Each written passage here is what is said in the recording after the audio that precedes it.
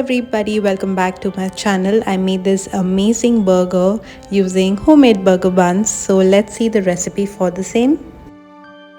So to start with, we are making Tangzhong. It is used in bread making, for which we are combining 2 tablespoons of flour, half a cup of water and mix it well until it comes together as a paste.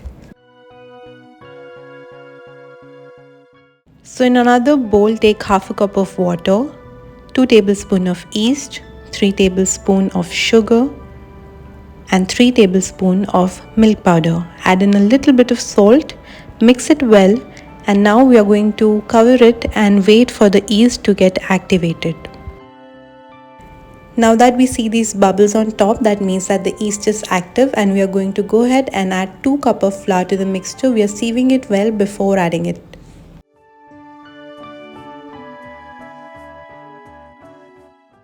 Add the flour and water paste that we had kept aside.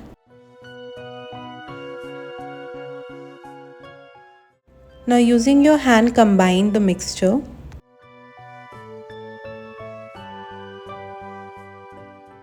So at this point the mixture is going to be extremely sticky, but you don't have to worry, just keep kneading it.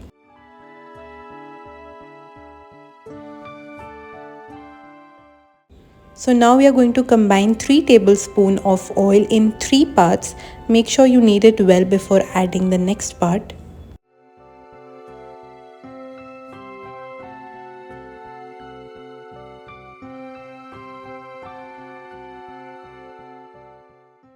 Also, you will notice that after adding the oil, the dough will come together in a much better way and it will be much more manageable.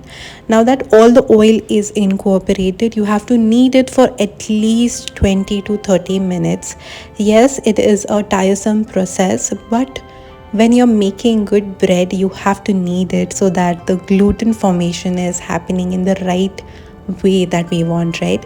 So please take out your time and knead it for at least 20 to 30 minutes. So after I kneaded it for a good while, I'm going to just add in a little bit of oil, cover it using a damp cloth, and we're going to keep it covered and let it proof for at least an hour. After an hour or so, you will see that the dough has doubled in size. So this is exactly what we want. Poof it down, and now it's time to make burger buns out of it.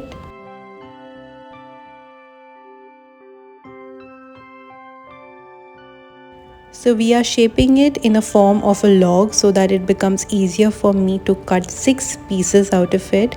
I don't have a weighing machine with me as of now, but if you have it, then please measure each of these balls and make sure they are of the same weight.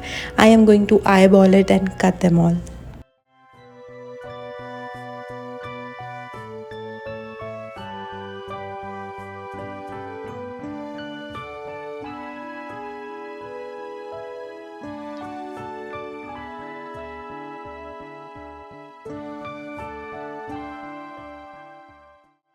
Now it's time to shape these burger buns. So flatten it a little bit, pull each of its sides towards the center and give it a nice rounded look.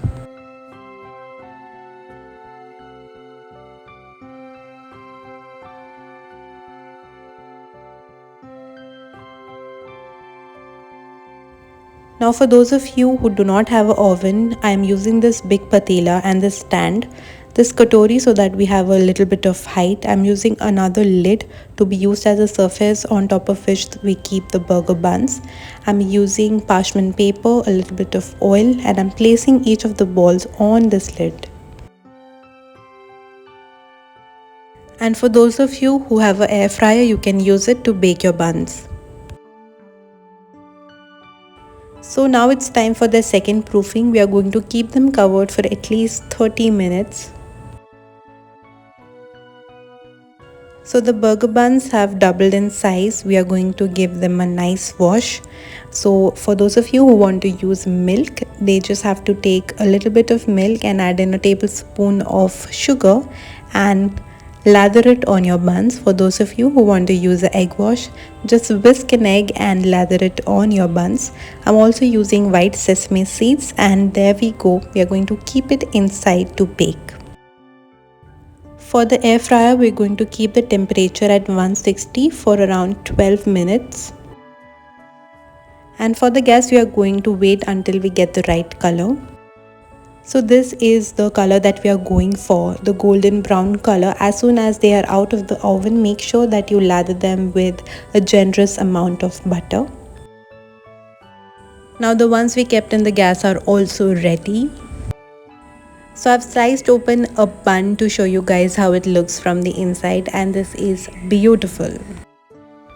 Now to assemble our burger, I'm using this sauce. This is a mixture of mayonnaise and ketchup. We add in a slice of onion, tomato, and some cucumber here and there if you want that. We are adding in our tikki. This is homemade tikki, and of course a slice of cheese, and there goes the upper layer of the bun. So the burger is ready. Bye guys, enjoy.